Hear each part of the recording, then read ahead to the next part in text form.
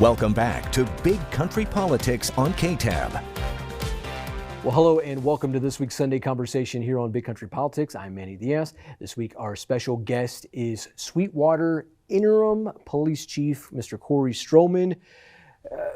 Chief, this has been an interesting week for you guys.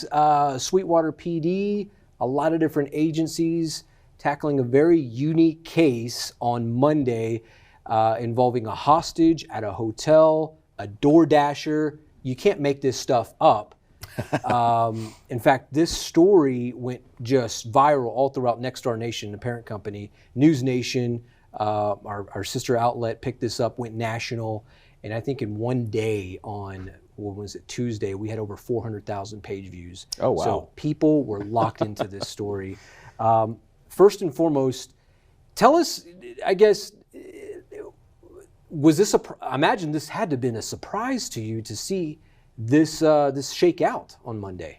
So this is really the epitome of like law enforcement life. So Monday morning, 11 o'clock in the morning, you always hear it, but no call is routine. And so what would sound like a routine call to the hotel, which was kind of a hybrid of a welfare check / eviction situation, turned into obviously much, much larger than that. And so kind of the epitome of law enforcement work rolled into this little 11 a.m. incident on a Monday morning that nobody was really expecting. Yeah. I guess, when y'all get the call, and this is from a DoorDash, mind you, because of the items that were requested. Did y'all believe this? Is that something? Walk me through that. Well, so to clarify, it wasn't actually DoorDash. Okay. It was a delivery service, but okay. DoorDash has become synonymous with Sure. deliveries. And so, but there was a delivery service that popped up, and one of the drivers kind of waved the red flag to hotel management and said that this was a delivery that was requested that I didn't fulfill because it was odd, and it was a unique situation. And so hotel management decided it was necessary to alert law enforcement, and everything just started rolling from there. So just in case, the viewers are just catching up with this, tell me the items that were mentioned, from this delivery person.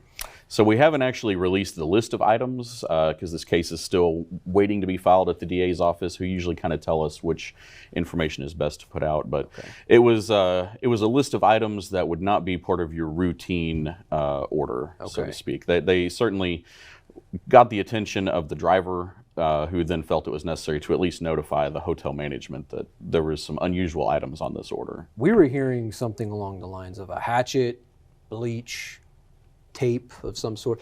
Those are probably things you probably wouldn't normally see. There were some unusual items that most of us, if we saw that on an order, would say, hey, there's something that's just not right here. Yeah.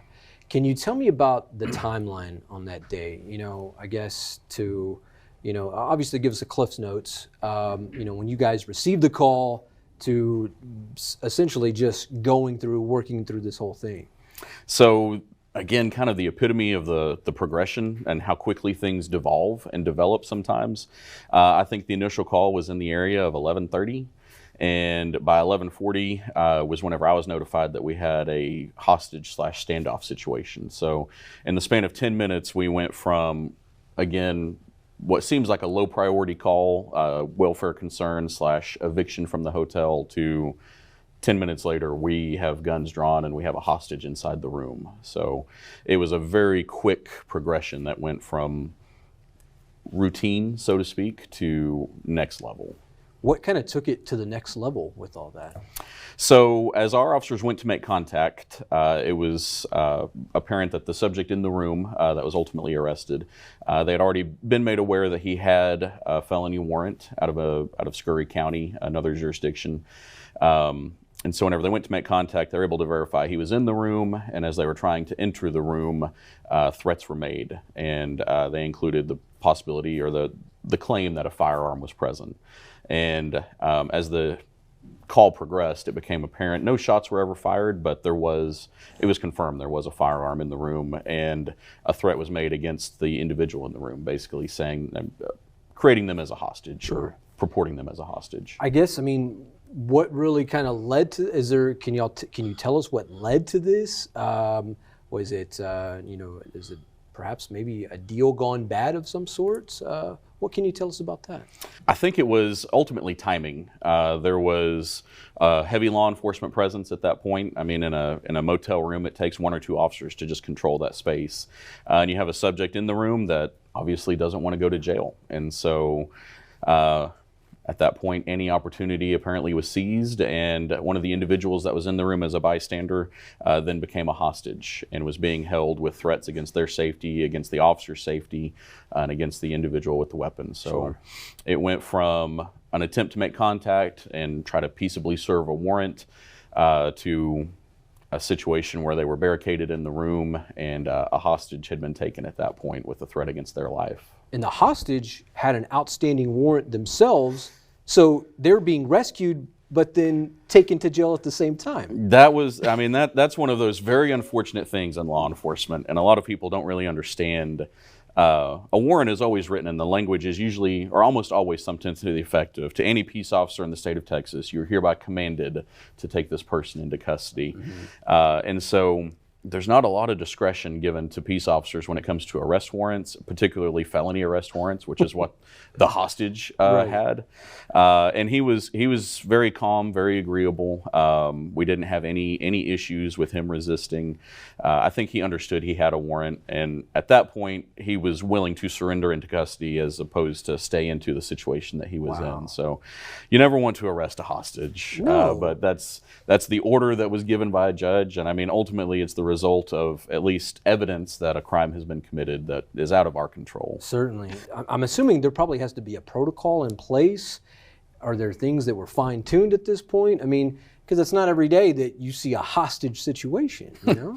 No, and again, we never know what to expect in our workday in law enforcement, but Monday morning at 11 a.m., usually the thought in your mind is, where's lunch going to be? And so I know I was working on some paperwork and my phone rang and it was, hey, we have a hostage/barricaded subject, and it was out of the blue. So here we go, we're going to go do work. But it was, one of the greatest honors in my job is getting to wave the flag for how well our officers respond to incidents. And this was no exception. From our patrol division, from our criminal investigations division, our narcotics division, everybody converged one after another. And then we had DPS right behind us that showed up, and we established a unified command with them. And it went as smoothly as it possibly could have. Sure. But yeah, it was just a quick snap of a finger, and we're from knocking on a door to trying to make sure nobody's getting shot. Right. So. Well, I certainly want to give all the agencies their roses. You know, Absolutely. You mentioned DPS, obviously Sweetwater PD. Who else was involved here?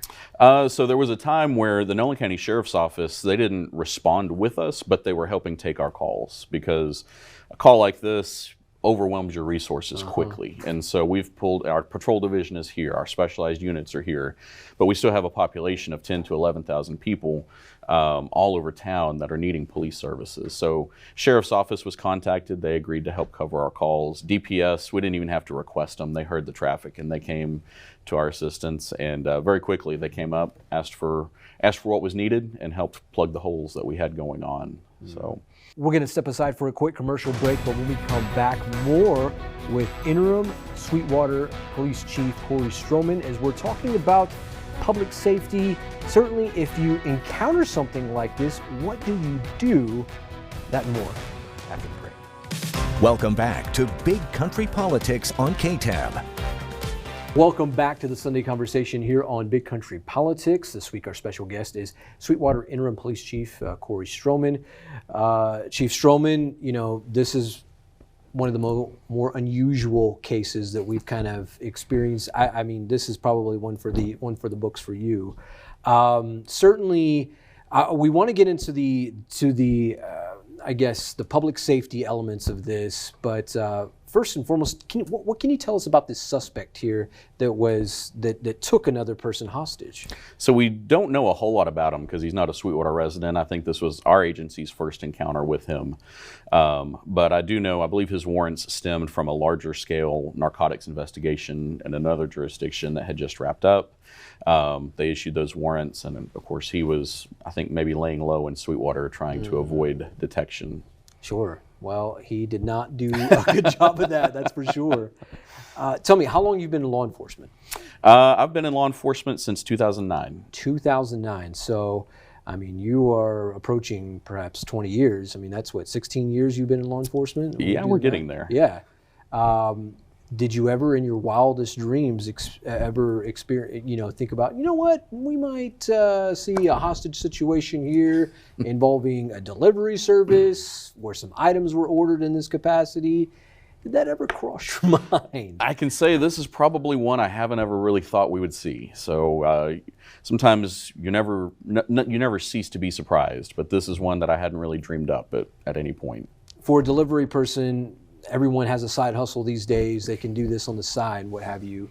What would be your advice to someone who would maybe see some of these suspect items in an order like that? What would you suggest to them?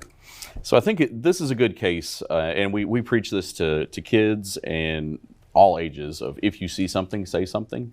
And so taking that from elementary all the way up through the years of every age is, again, if you see something, say something. So if it doesn't feel right, if it doesn't seem right, don't be afraid to ask those questions. I think delivery services also have a portal that drivers can reach out to get guidance from up above, the higher people in their different companies and services. But also it never hurts to call the police and say, this is my concern, or this is what's going on. Always something like that is a good idea. And in this case, it was just merely mentioning it to someone else who was able to take that data, mix it with data that they had, and say, okay, we now have a problem. Mm-hmm. So standalone, maybe it was just a concerning red flag, but mixed with data from the hotel that they had, altogether it was concerning enough to reach the level of calling us. Certainly. Because this story, how we see it, has gone viral all throughout the country. I even had one of our Nexstar outlets from Cleveland, Ohio, reach out to us, sharing it and on their end there. Have you had any other police chiefs from around the country be like, you know what, Cory, Chief Cory Stroman, what happened there? What's going on? We haven't had any other agencies reach out to us. I know our media manager, Kathleen Cox, has been fielding a ton of calls, sure, basically saving me from living on the phone here lately. I bet. But it certainly has gathered a lot of attention, and I take that as a victory. I certainly don't. I celebrate that our community is not known for hostages and barricaded subjects. So I love that this is newsworthy, because that tells me it's not normal for us. So we're going to take it as a victory, especially the fact that the bad guy, the hostage, and all of our officers, everybody went home safely. And again, it's newsworthy because it's uncommon. So amen to that. Amen to that. Well, Chief Stroman, I appreciate your time today. God bless you and the Sweetwater PD, Nolan County Sheriff, DPS, everyone that was involved in that, certainly you guys on the day-to-day. Thank you guys so much. Excellent. Thank you for having us. Yes, sir. All right, for Interim Police Chief of the Sweetwater Police Department, Mr. Cory Stroman, I'm Manny Diaz. This has been another Sunday Conversation right here on Big Country Politics. We'll see you next time. God bless.